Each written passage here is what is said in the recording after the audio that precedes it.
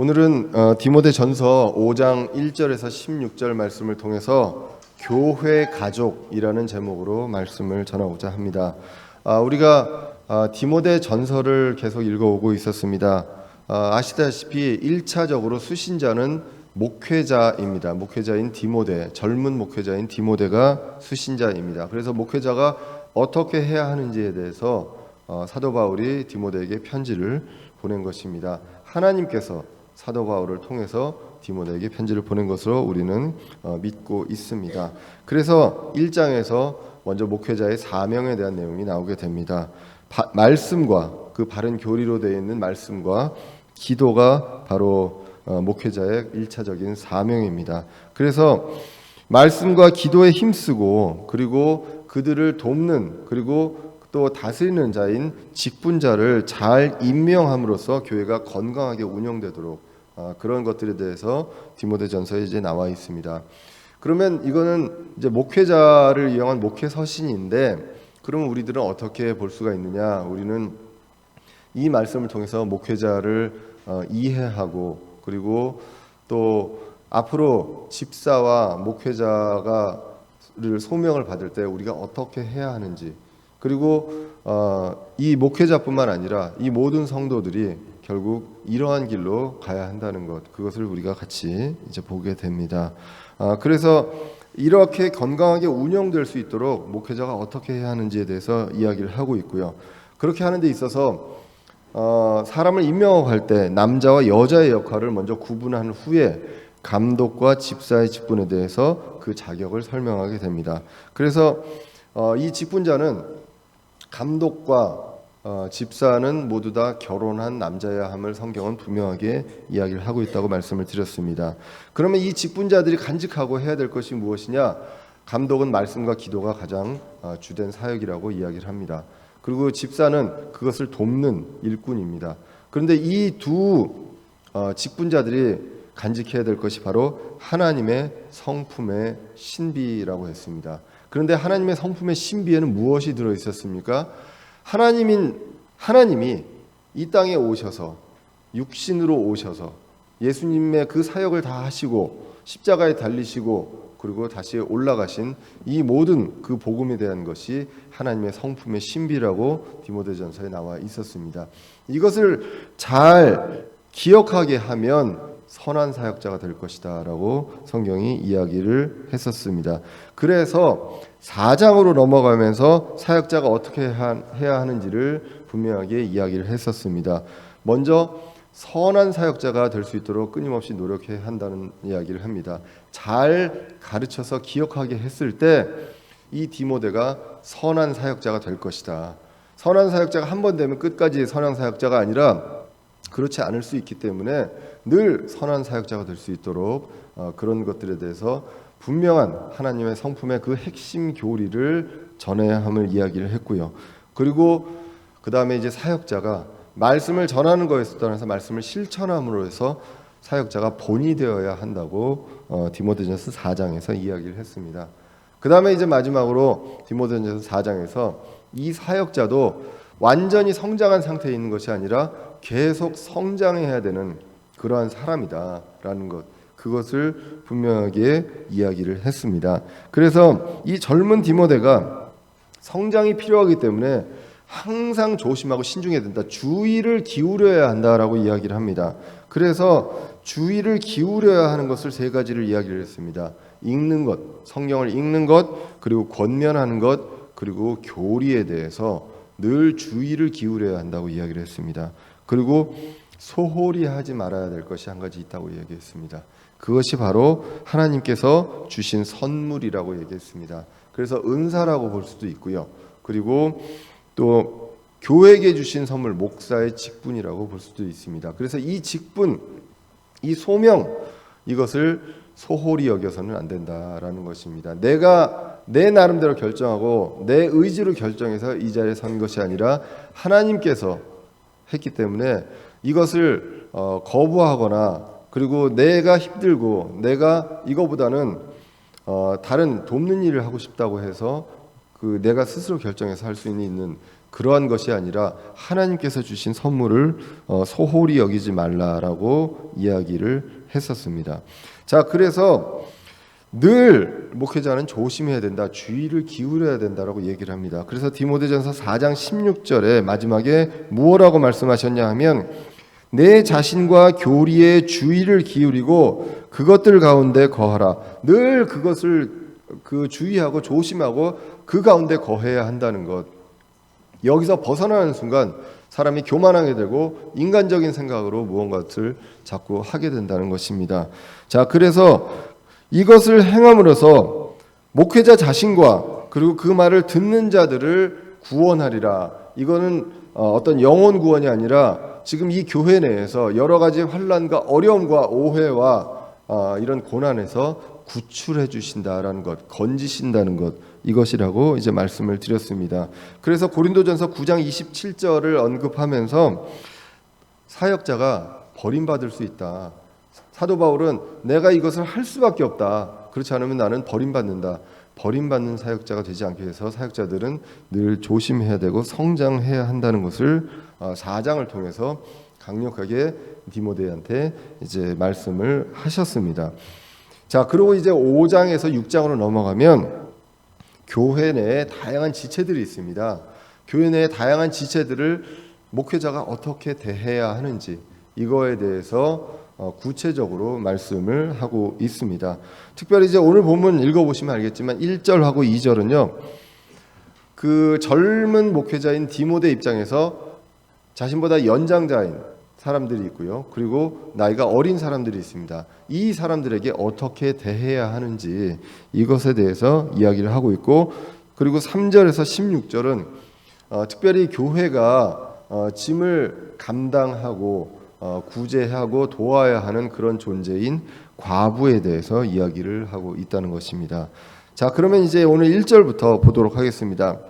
이 젊은 사역자 디모데는 성장하는 사역자고요. 그 사역자로서 이 사역자가 말씀을 전하고요, 기도를 하게 되고 이 바른 교리를 전하게 되다 보면 우리가 성경 디모데후서 3장 16절에서도 이야기했지만 이 성경 기록은 교리와 책망과 바로잡음과 의로 교육하기에 유익하다고 했습니다. 그렇기 때문에 교리를 이야기하고 책망을 하고 꾸짖고 권면하고 바로잡는 일을 할 수밖에 없는 위치에 있다는 것입니다. 그런데 이 권한을 이용을 해서 무례하게 하거나 사람들한테 상처를 주게 하는 그러한 일이 있어서는 안 되고 이 바른 교리를 지혜롭게 전하는 것이 필요하다라는 것을 이제 디모데한테 이야기하는 그런 관점에서 오늘 말씀이 쓰여져 있다는 것입니다. 그래서 권면이 필요한데 이것을 어떻게 할 것인가, 연령에 따라서 어떻게 할 것인가, 이것에 대해서 디모데전서 5장 1절부터 말씀하십니다. 1절에 보시면 연로한 남자를 꾸짖지 말고 그를 아버지처럼 대하며 젊은 남자들은 형제처럼 대하고라고 나오게 됩니다.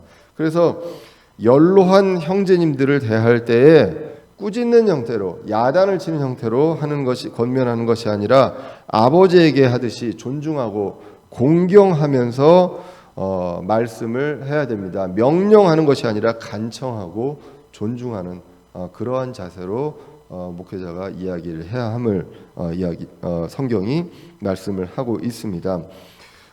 레위기 19장 32절에 보면 이렇게 나와 있습니다. 너희는 흰 머리 앞에서 일어서고 노인의 얼굴을 공경하며 내 하나님을 두려워하라. 나는 주니라 라고 기록을 하고 있습니다. 저는 아직 연로하지는 않은데 흰머리는 많습니다. 여기에 해당이 되지는 않습니다. 지금 여기 계시는 그 누구보다도 제가 흰머리가 많은데요. 예, 여기서 얘기하는 것은 연로한 자들에 대해서 우리가 어떻게 대해야 하는지 그것에 대해서 분명하게 이 원칙에서, 레위기에 있는 이 원칙에 따라서 목회자는 이 원칙에 근거해서 권면하고 꾸짖고 책망해야 될 필요가 있을 때 온유하게 그분들을 존중하면서 공경하면서 이야기를 해야 한다라는 내용을 이야기를 하고 있고요. 그리고 젊은 남자들은 형제처럼 이야기를 합니다. 자, 이 형제는 생각을 해보면요, 가족입니다. 그래서 이 가족처럼, 가족의 내 형제, 형 아우처럼 그렇게 이야기를 하라는 것입니다. 저는 사실은 그 남동생이 있습니다. 남동생이 있는데 그 한 고등학교 때까지 그 역사 속에서, 그 오랜 역사 속에서 싸움의 역사였습니다. 3살 차이가 있는데 그토록 싸웠고 저희 아버지가 보다 못해 권투 글러브를 끼워준 적도 있었습니다. 정정당당히 권투로 한번 해봐라라고 한 적도 있을 정도로. 그렇게 싸우라는 게 아니라요, 형제는 가족입니다. 싸울 수 있습니다. 의견 다툼이 있을 수 있습니다. 그러나 사랑이 있다는 것입니다. 그리고 형제들끼리는 가족입니다. 싸우고 힘들어질 수 있지만 용서가 있고 회복이 있다는 것입니다. 의견 다툼이 있어도 반드시 그것을 통해서 사과가 있고 이렇게 했을 때 용서를 하고 회복하고 그 관계가 반드시 회복이 되는 것, 그러한 관계가 바로 가족 안에 있는 형제의 관계다라는 것입니다. 그래서 사도 바울은요, 그 많은 서신서에서 이야기합니다. 형제들아라고 이야기합니다. 사도 바울이 쓴 서신서에 보면 정말 강하게 책망하는 것들이 굉장히 많이 있습니다. 우리가 고린도 전서도 봤고 고린도 후서도 봤습니다. 정말 강하게 책망하지만 이 고린도 후서 2장에서도 나와 있었지만 그들이 회개하고 돌아올 때 반드시 용서하고 회복해야 한다는 것, 그 관계를 회복하고 받아줘야 한다는 것, 그것을 분명하게 성경은 이야기를 하고 있다는 것입니다. 그리고 이제 교회 내에 목회자가 자매님들을 대할 때 이제 어떻게 해야 되는지가 디모데전서 5장 2절에 나오게 됩니다. 연로한 여자들은 어머니처럼, 젊은 여자들은 온전히 순결하게 자매처럼 대하라라고 나오게 됩니다. 마찬가지로 아버지처럼 연로한 자매님들이 있을 때 어머니처럼 공경하고, 그리고 어머니처럼 존중하면서 부드럽게 권면을 할 필요가 있다는 것입니다. 권면을 하지 말라는 것은 아닙니다. 할 수밖에 없는 위치에 있으면서 이런 것들을 어떻게 하느냐라고 했을 때 연로한 자들한테 이렇게 해야 될 필요가 있다는 것. 그리고 젊은 여자들을 주목해야 합니다. 젊은 여자들을 순결하게 자매처럼 하라는 것입니다. 가족 중에 누나가 있고 여동생이 있을 수 있습니다. 그럴 때 이 가족처럼 대하라는 것입니다. 순결하게, with all purity 해가지고 나와 있습니다. 그래서 이 관계에 있어서 여성, 다른 성의 어떤 사람의 관계가 아니라 내 가족 안에 내 여동생, 내 누나의 관계로 이야기를 하라는 것입니다. 많은 교회에서 목회자가 실족하는 것 중에 돈 문제와 여자 문제가 있다고 이야기를 합니다. 그래서 이 여자 문제에 대해서 어떻게 해야 되느냐, 가족들 간에 성적인 문제가 생길 수는 없습니다. 그렇기 때문에 이 자매들을 같이, 이 자매님들을 이 가족 안에 내 누나와 동생과 같은 그러한 존재로 생각하고 권면하고 관계를 할 때도 그러한 것들로 생각을 해야 한다는 것입니다. 여자로 생각하는 것이 아니라 가족으로 생각해야 된다라고 분명하게 성경은 이야기하고 있습니다. 이 원칙을 지킬 때 사실은 목회자가 성적인 문제, 이런 문제들에 대해서 분명하게 선을 긋고 가족처럼 이렇게 지내야 함을 분명하게 이제 성경을 통해서 이제 알 수가 있습니다. 자, 그러고 나서 이제 이 연령에 대한 대해야 되는 이 자세를 이야기하고 3절 이하에서는 이제 과부가 이제 나오게 됩니다. 이 과부에 대해서는 우리가 좀 눈여겨 볼 필요가 있습니다. 성경은 이제 과부를 많이 이야기합니다. 이스라엘의 구약의 역사뿐만 아니라 신약 교회에서도 과부는 도움이 필요한 대상으로 나오게 됩니다. 지금과 시대적으로 조금 다를 수는 있지만 그래도 우리가 과부에 대해서 생각을 할 필요가 있다라는 것을 성경은 역사를, 그 시대를 초월한 절대적인 진리입니다. 그래서 이 과부를 통해서 정말 경제적으로 아무 도움도 받을 수 없는 사람들, 그 사람들이 교회 내에 있다는 것을 우리가 알아야 한다는 것입니다. 그때 이제 교회가 어떻게 해야 되는지를 이제 넓은 의미로도 볼 수 있고요. 그리고 좁은 의미로도 과부에 대해서 우리가 생각을 해볼 필요가 있다는 것입니다. 그래서 당시에는 여성이 일을 해서 재정적인 문제를 담당하기 어려운 사회였던 것은 우리가 쉽게 알 수 있습니다. 그래서 가장 빈곤한 층의 그런 대상입니다. 그게 바로 과부와 아버지 없는 아이들입니다. 이게 성경에서 개역 성경에서는 과부와 고아로 되어 있는데 킹제임스 성경에서는 과부와 아버지 없는 아이들로 기록이 되어 있습니다. 유대인과 구약에서 유대인들과 신약교회는 이들을 늘 돌보았다는 것을 알 수가 있습니다. 신명기 16장 11절에 보시면 너와 내 아들 딸과 남종과 여종과 내 성문 안에 거하는 레위 사람과 너희 가운데 거하는 나그네와 아버지 없는 자와 과부가 함께 주 내 하나님께서 자신의 이름을 두시려고 택하신 곳에서 주 내 하나님 앞에서 기뻐할지니라 이렇게 기록이 되어 있고요. 그래서 나그네도 여행 중에 필요한 것들이 많이 있습니다. 그리고 아버지 없는 자, 과부가 이렇게 나오게 됩니다. 우리가 이제 그 교회에서 신약 교회에서 교회 일꾼을 뽑는 과정이 이제 사도행전 6장 1절에 나오게 됩니다. 그 무렵에 제자들의 수가 크게 늘어났는데 그리스마라는 사람들이 자기들의 과부들이 날마다 주는 배급에서 빠짐으로 히브리 사람들에게 불평을 터뜨리니라라고 나오게 됩니다. 이 내용이 무엇이냐 하면 초대 교회에 말씀을 전하는 말씀 사역을 이제 사도들이 하고 있는데 사람들이 늘어납니다. 그래서 이제 이 과부와 아버지 없는 자들을 이제 구제를 하고 이제 배급을 하는 데 있어서 이제 그리스마를 하는 과부들이 자꾸 소외된다라는 것입니다. 당시 상황에서도 이 구제가 말씀과 기도 사역에 짐이 되는 그리고 부담이 되는 그런 상황이 벌어졌던 것입니다. 그래서 사도들이 내가 이것을 놔두고 말씀과 기도 사역을 놔두고 여기에 이렇게 할 수 없다라고 해서 이제 7명의 일꾼을 우리가 집사라고 볼 수 있는 그 일꾼을 뽑는 그 과정이 이제 사도행전 6장에 나와 있습니다. 신약에서 이제 야고보서에서도 이렇게 나옵니다. 야고보서 1장 27절에서는 하나님 곧 아버지 앞에서 순수하고 더럽지 않은 신앙 행위는 이것이니 즉 고난 중에 있는 아버지 없는 자들과 과부들을 돌아보고 세상으로부터 자기를 지켜 더럽혀지지 아니하는 것이니라라고 나오게 됩니다. 그래서 아버지 없는 아이들과 과부들을 돌아보는 것은 굉장히 중요한 일입니다. 그러면 아까 고아와 아버지 없는 자들은 어떻게 차이가 있습니까? 고아는 부모가 없는 사람들입니다. 그런데 그거보다 더 큰 영역에 누가 있냐면 어머니는 있으나 아버지가 없는 아이들이 있습니다. 그리고 거기에는 이제 아버지도 없고 어머니도 없는 아이들도 포함되어 있는 것이죠. 자, 그래서 왜 그러느냐? 고아가 아니라 그러니까 아버지만 있고 어머니가 없는 아이들도 있잖아요.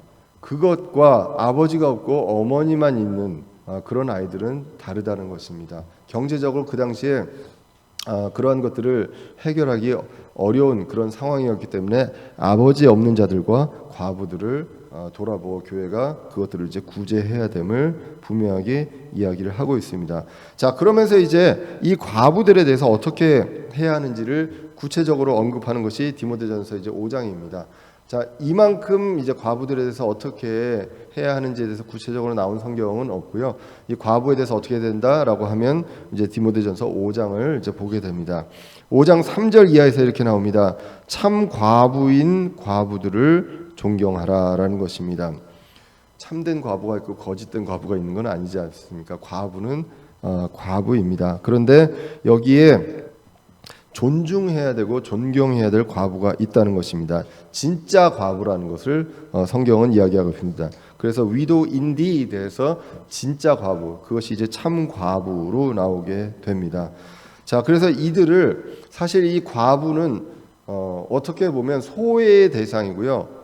어떻게 보면 멸시의 대상일 수 있는 사람들인데 이들을 존경하라라고 이야기를 하면서 이 참 과부가 누구인지에 대해서 이제 성경이 몇 가지로 이야기를 하고 있습니다. 자, 그래서 이 참과부를 왜 구분을 하느냐? 16절을 보시면 그 과부를 구제하기 위함입니다. 그래서 그 과부 외에 다른 어떤 사람들을 교회에다 짐을 지우지 말라라고 성경은 이야기를 하고 있다는 것입니다. 자, 그래서 이 과부, 우리가 구제해야 될 그 진짜 과부가 누구인지 성경이 이제 이야기를 하고 있는데 첫 번째가 바로 부양할 친지가 없는 과부입니다. 그 과부를 부양해 줄 사람이 없는 사람입니다. 그래서 디모데전서 5장 4절을 보시면 만일 어떤 과부에게 자녀나 손자들이 있거든 그들이 먼저 집에서 효성을 보여 자기 부모에게 보답하는 것을 배우게 하라. 그것은 하나님 앞에서 선하며 받으실 만한 것이니라 라고 기록을 합니다. 그래서 교회 내에 그 과부가 있어도 그 자녀와 손자가 있다면 그들이 먼저 그 과부를 돌보는 것이 마땅하다라는 것입니다. 교회가 모든 과부가 있다고 해서 다 하는 것은 아니고 정말로 도움이 필요한 사람이 아무도 없는 그러한 과부를 교회가 이제 구제해야 한다는 것, 진짜 과부를 구제해야 한다라고 이야기를 합니다. 그런데 이 과부는 어떠냐면요, 하나님을 의지한다고 합니다. 디모데전서 5장 5절에 보시면 이제 참 과부인 여자로서 외로운 자는 하나님을 신뢰하고 계속해서 밤낮으로 간구하며 기도하거니와 쾌락에 빠져 사는 여자는 살아있으나 죽었느니라 라고 나오게 됩니다. 그래서 이제 과부가 두 부류가 이제 나오게 됩니다. 그래서 참 과부인 여자가 외롭습니다. 과부가 외롭죠. 외로울 수밖에 없는 존재인데 이 외로움을 어디를 바라보느냐로 성경이 두 가지로 나누고 있다는 것입니다. 그래서 참 과부인 자, 먼저 나온 이 참 과부인 자는, 외로운 자는 하나님을 신뢰하고 계속해서 밤낮으로 간구하고 기도한다고 합니다. 이 외로움과 이 어려움을, 그 경제적인 어려움도 있고 여러 가지 어려움도 있는데 이것들을 누구를 바라보고 있느냐, 나를 도와줄 사람을 바라보는 것이 아니라 하나님을 바라보고 기도하고 간구하고 하나님을 신뢰하고 하나님이 함께 하신다는 것을 신뢰하는 그러한 사람이 이제 참 과부라고 기록을 하고 있습니다. 그 반대의 경우는 우리가 이 5절을 반대로 거꾸로서 봤을 때 하나님을 신뢰하는 것이 아니라 사람을 보게 됩니다. 주위에서 나를 도와줄 수 있는 사람을 이제 보게 된다는 것입니다. 그런 경우는 쾌락에 빠져 살게 될 수밖에 없다고 이야기를 하고 있습니다. 자, 그래서 이런 사람들은 살아있으나 죽은 것이나 마찬가지다라고 이야기를 하게 됩니다. 자, 그렇게 하면서 7절에서 이렇게나 이야기합니다. 이것들을 명하여 그들이 책망받을 것이 없게 하라. 이 성경에서 이 대명사가 나올 때 약간 헷갈린 경우가 있습니다. 여기서 그들이 과연 누구일 것인가? 과부들을 이야기하는 것이 아니라 성경의 문맥으로 봤을 때 자녀들, 손자들을 이야기하게 됩니다. 그래서 이것들을 이 자녀들과 손자들에게 명해서 이 과부들을 돕고 구제하는 일들을 그 가족들이 해야 함을, 그렇게 해서 책망받을 것이 없게 하라고 합니다. 왜냐하면 8절을 보면 이렇게 나옵니다. 그러나 누가 자기 친족, 특히 자기 집 사람을 부양하지 아니하면 그는 믿음을 부인한 자여 불신자보다 나쁜 자니라 라고 나오게 되는 것을 봤을 때 7절, 8절을 이어서 봤을 때 그들은 자녀 그리고 손자가 되는 것입니다. 그래서 친족을 그리고 자기 집 사람을 반드시 교회가 아니라 가족이 부양해야 한다. 하나님께서 주신 1차적인 가족이 있습니다. 그 가족이 먼저 부양해야 하고, 그리고 교회도 가족입니다. 그러나 하나님께서 주신 그 가장 기본의 단계인 가족이 먼저 이것을 해야 함을 이야기를 하고 있습니다. 그래서 당시의 과부, 경제적으로 경제력이 없어서 도움이 필요한 그 과부들을 먼저 친족이 도와주고, 그렇게 없을 때 교회가 이제 해야 한다는 것을 이야기를 하고 있습니다. 그리고 이제 두 번째로 60세 이상으로 이야기를 하고 있습니다. 또 한 남자의 아내였던 자, 지금은 혼자이나 한 남자의 아내였던 자를 디모데전서 5장 9절에서 이야기를 합니다.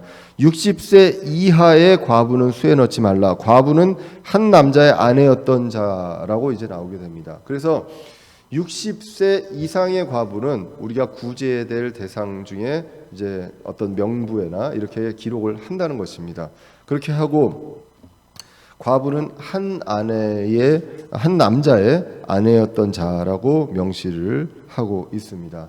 그리고 이제 네 번째로 선한 행위로 인한 좋은 평판을 받는 그런 과부다라고 이야기를 하게 됩니다.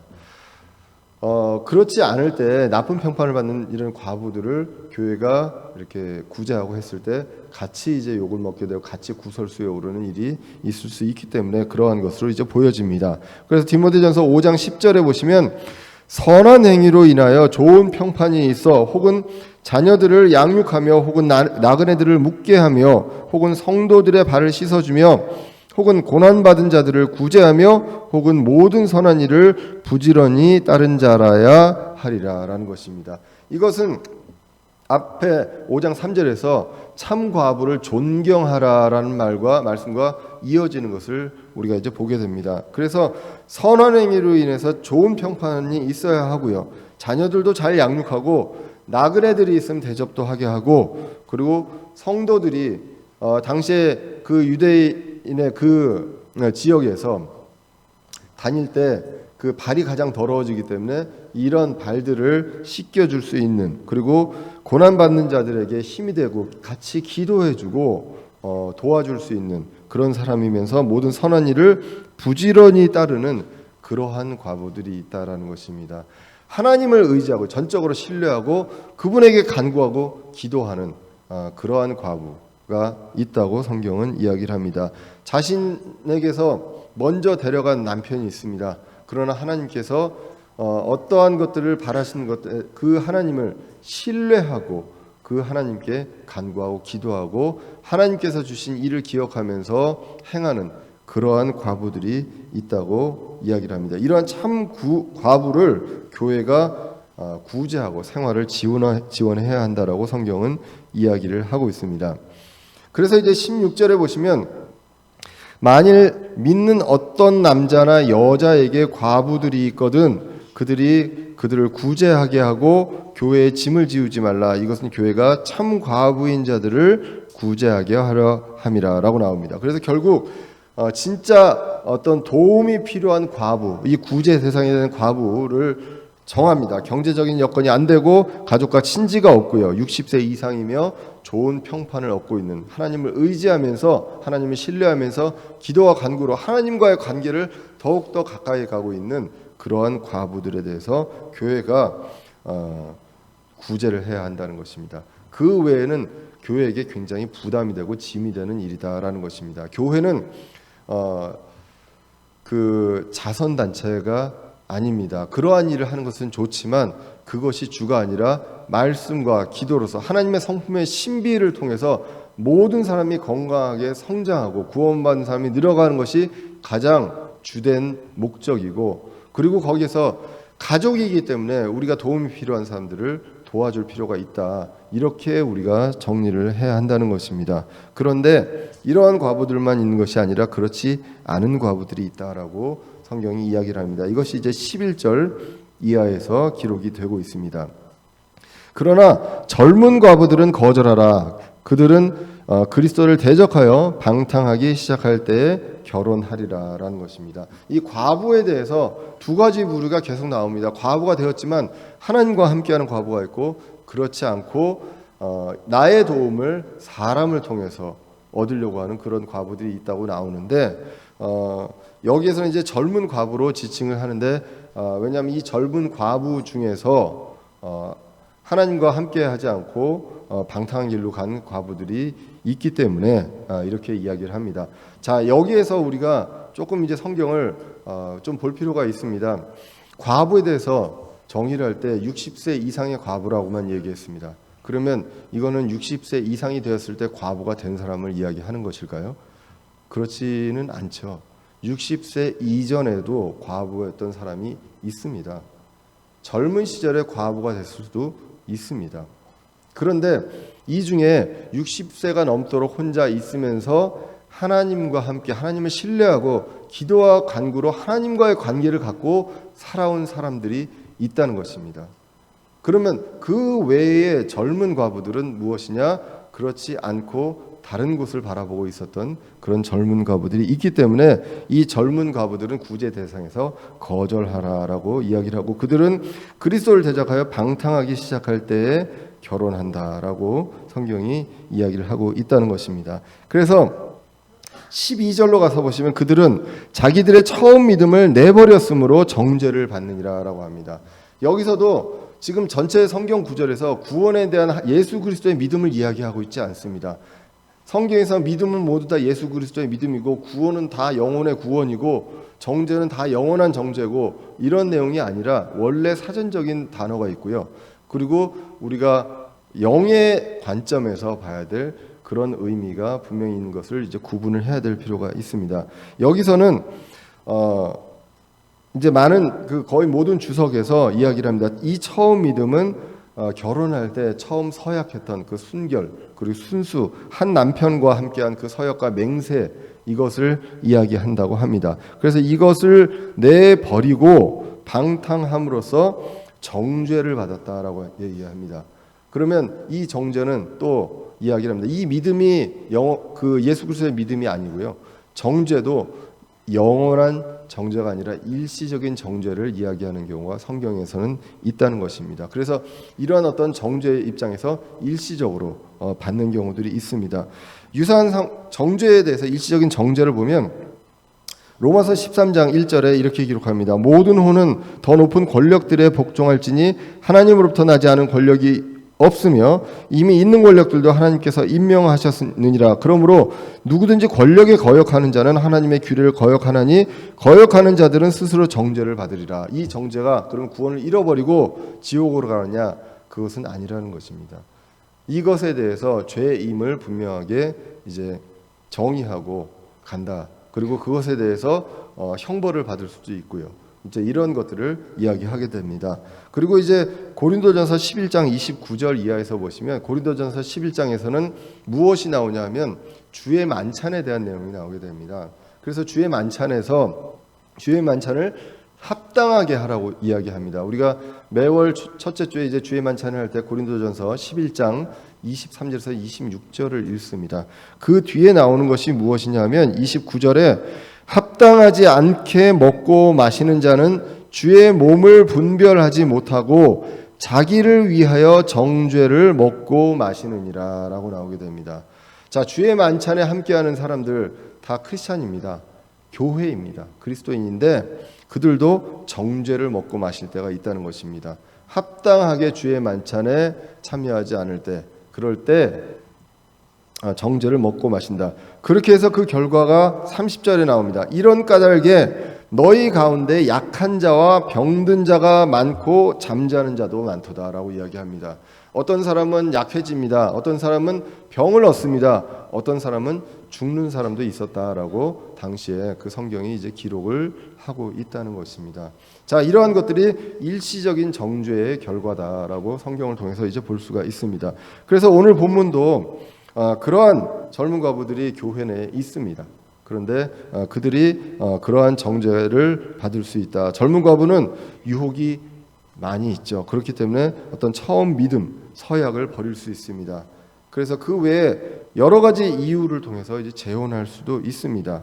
그런 경우에 교회의 지원, 그 교회가 구제해야 되는 대상은 아니다라고 이야기를 하고 있습니다. 그리고 이 젊은 방탕한 과부의 특징이 또 13절에 나오게 됩니다. 또한 그들은 게으르게 지내는 것을 배워 집에서 집으로 돌아다니고 게으를 뿐 아니라 수다쟁이와 참견하기 좋아하는 자가 되어 자기들이 마땅히 말하지 말아야 할 것들을 말하나니라고 성경은 기록하고 있습니다. 아까 참 과부는 어땠습니까? 하나님을 전적으로 신뢰하고 기도하고 간구하고 그리고 또 사람들을 섬기고 그리고 구제하는 일을 하고 여러 가지 선한 일을 함으로써 좋은 평판을 얻었습니다. 그런 정도의 그런 부지런히 사는 과부가 있는 반면에 이런 방탕한 과부들은 게으릅니다. 그래서 집에서 집으로 돌아다니면서 그리고 수다쟁이가 되고 또 참견하길 좋아하고 마땅히 말하지 말아야 될 말들을 전하고 다니면서 서로 간에 교회 분란을 일으키고 오해를 일으키는 그러한 일들을 한다는 것입니다. 왜 그렇습니까? 하나님을 향한 사람이 아니라 사람을 보는 내 어떤 도움과 어려움을 사람을 통해서 얻으려고 하는 그 사람에 대한 관점이 있기 때문에 사람을 통해서 말을 하고 말을 전하는 그러한 일이 일어날 수밖에 없다는 것입니다.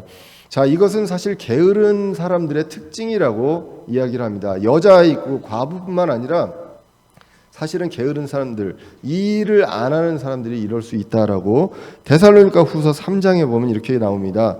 데살로니가후서 3장 11절에 우리가 들으니 너희 가운데 질서 없이 걸으며 전혀 일하지 아니하고 참견하기만 좋아하는 자들이 더러 있다 하는도다라고 나오게 됩니다. 왜 그렇습니까?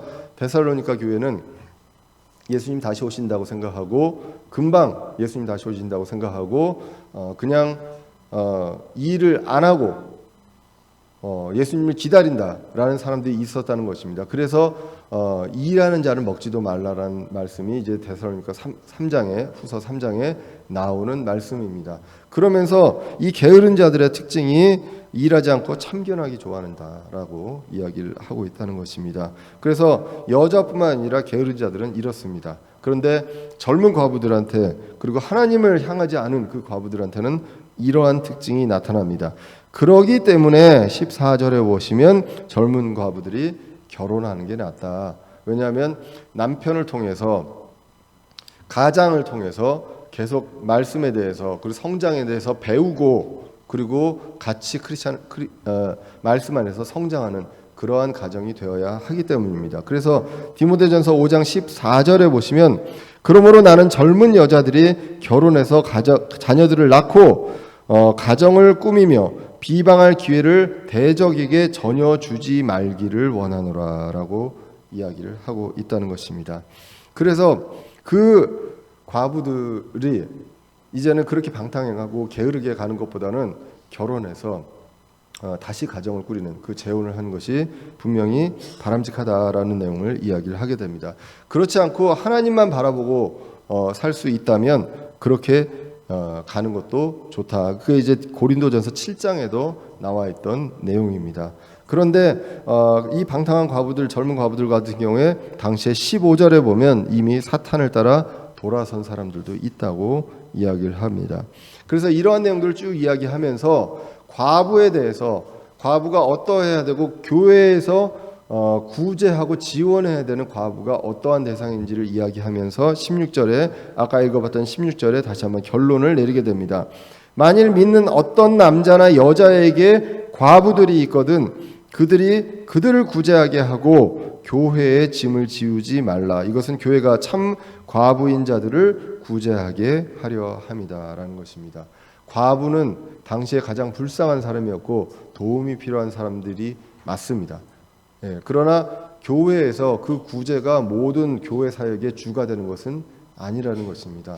그렇기 때문에 말씀과 기도 사역에 먼저 있고 그리고 도움이 필요한 사람들 주위에 가정이 없고 자녀나 손자가 없는 경우에 반드시 이제 교회가 구제하게 되기 때문에 이것에 대해서 분명한 기준을 나누는 것을 보게 됩니다. 오늘 본문을 이제 한번 보면서 우리가 얻을 수 있는 교훈이 무엇이 있습니까? 첫 번째로 교회 지체는요 가족입니다.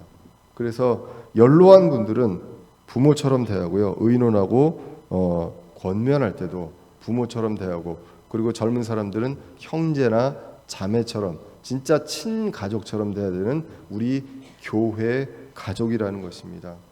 오늘 이 말씀을 준비하면서 사실은 좀 어떻게 보면 뜬금없이 이제 과부 이야기도 나오고 해서 우리 현실하고 맞나 안 맞나 이런 생각들도 말씀을 준비하면서 이제 하기도 했었습니다. 그런데 여기서 지금 우리가 봐야 할 것은 물리적으로 육체적인 가족이 있고요. 그리고 교회가 하나님께서 맺어준 가족이라는 것입니다. 그래서 정말 이 가족이 무엇이 필요하고 무엇이 어려운지를 우리가 미리 살펴보고 알아야 한다는 것, 그것을 우리가 보게 됩니다. 사실 우리 교회는 여러 가지 형편상 주일밖에 모이질 못합니다. 그리고 짧은 시간 모이고 이제 떠나가기 때문에 많은 교제라든가 그들의 필요 이런 것들을 살피기가 어렵습니다. 그래서 교회 가족으로서의 역할이 조금 부족하지 않나라는 생각을 저를 포함해서 이제 해보게 됩니다. 그래서 이 말씀을 통해서 우리는 어떻게 되냐? 우리 교회가 가족이다. 그러면 이 가족의 지체들이 무엇이 지금 필요한 상황인가? 무엇이 도움이 필요한가? 이것들에 대해서 우리가 일부러 살피지 않으면 사실은 찾아보기 어렵다는 것입니다. 그래서 이러한 부분들에 있어서 오늘 본문을 통해서 교훈을 얻을 수 있습니다. 이것들에 대한 필요를 찾아야 한다는 것입니다. 그리고 이제 두 번째로 나이 어린 사람들은 친형제 자매로 그리고 꾸짖을 수 있습니다. 그러나 사랑과 용서와 회복이 있다라는 것입니다. 아까 고린도후서 2장의 예를 들었습니다. 고린도후서 2장에서 보시면 큰 죄를 지어서 교회 전체에서 책망을 받게 된 사람이 있습니다. 징계를 받게 된 사람이 있습니다. 그런데 그 사람이 회개를 했을 때 사도 바울은 고린도 교회에게 이야기합니다. 용서하고 회복해라. 마귀의 어떤 빌미를 주지 마라라고 이야기를 했던 그런 내용이 나오게 됩니다. 그래서 젊은 사람들에게 친형제와 친자매처럼 사랑으로서 권면은 하되 회개가 있고 그럴 때 용서하고 사랑으로서 회복해야 한다는 것입니다. 그리고 이제 세 번째로 구제의 대상이 있다는 것입니다. 경제적으로 도움이 필요한 그 대상이 교회 내에 있다는 것입니다. 구체적으로 과부에 대한 내용들을 이야기를 했습니다. 그리고 그 외에도 어쩌면 우리 교회에 여러 가지 도움이 필요한 지체들이 있을 수 있습니다. 그러한 것들 우리가 늘 그분들을 위해서 생각하면서 기도합니다. 근데 그 기도도 하지만 정말로 필요한 것이 무엇인지 우리가 살펴보는 그러한 노력, 그리고 대화하고 속에서 위로하고 같은 소망으로 갈 수 있는 그러한 일들이 이 가족 안에서 일어나야 하지 않겠습니까? 가족이 함께 살면서 밥 먹으면서 얘기하고 또 앉아서 여러 가지 이야기를 하고 같이 고민을 얘기하고 나누고 때로는 형제들끼리 싸우기도 하지만 서로 품어주고 필요한 것들을 도와주고 함께 가는 그러한 가족이 되어야 한다는 것입니다. 무엇이 이 가족을 갈라놓을 수가 있습니까? 어떠한 이슈, 어떠한 것들도 가족을 갈라놓을 수 없다는 것. 그것을 우리는 분명히 할 필요가 있습니다. 생각은 다를 수 있습니다.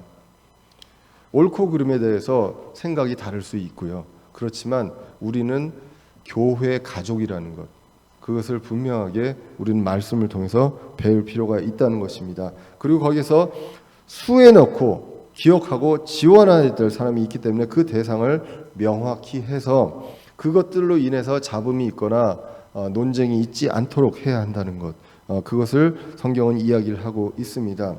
그리고 젊은 과부들은 그리스도를 대적하지 말고 처음 믿음을 버리지 말고 방탕하지 말고 그리고 하나님을 모든 시선을 하나님 향해서 그리고 하나님을 신뢰하고 하나님께 매달리며 그 인생을 살아갈 수 있는 그러한 것이 성경적으로 바람직하다라는 것을 이야기합니다.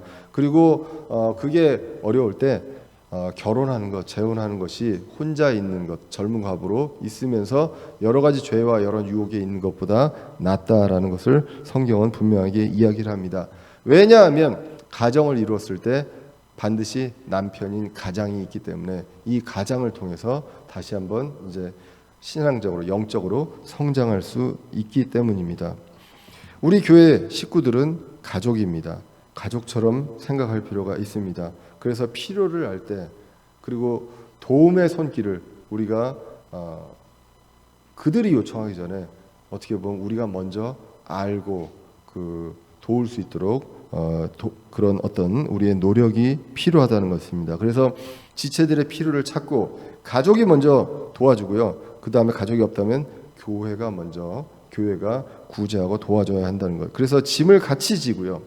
정말 이 교회 가족으로서 주님 다시 오시는 날까지 함께하는 그러한 대전은혜 침례교회 저와 여러분들 되시기를 간절히 기원합니다. 기도하겠습니다.